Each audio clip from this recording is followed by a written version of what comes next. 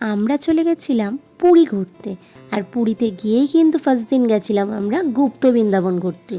সেখান থেকে ঘুরে কিন্তু আমরা চলে গেছিলাম আরেকটা মন্দিরে, যেই মন্দিরে ছিল 108টি শিবলিঙ্গ। আর সেই মন্দিরে ছিল এরকম একটি সুন্দর রাধাকৃষ্ণের মূর্তি। রাধাকৃষ্ণের এই সুন্দর মূর্তিটি দেখে আমরা চলে গেছিলাম 108টা শিবলিঙ্গ দেখতে। এখানে কিন্তু 108টি শিবলিঙ্গ ছিল। প্রত্যেকটা শিবলিঙ্গের কিন্তু আলাদা আলাদা নাম ছিল। আর এই শিবলিঙ্গর মধ্যে কয়েকটি নাম ছিল বেলেশ্বর, যজ্ঞেশ্বর, পঞ্চলিঙ্গেশ্বর, নীলকণ্ঠ, এরকম কিন্তু বিভিন্ন ধরনের নাম ছিল প্রত্যেকটা শিবলিঙ্গের। তোমরা কারা কারা পুরীতে ঘুরতে এসে 108টি শিবলিঙ্গ আছে এই মন্দিরটাতে এসেছিলে আমাকে কিন্তু কমেন্ট করে অবশ্যই জানাবে। আর ভিডিওগুলো ভালো লাগলে like, comment, share and subscribe করে দিও। Thank you.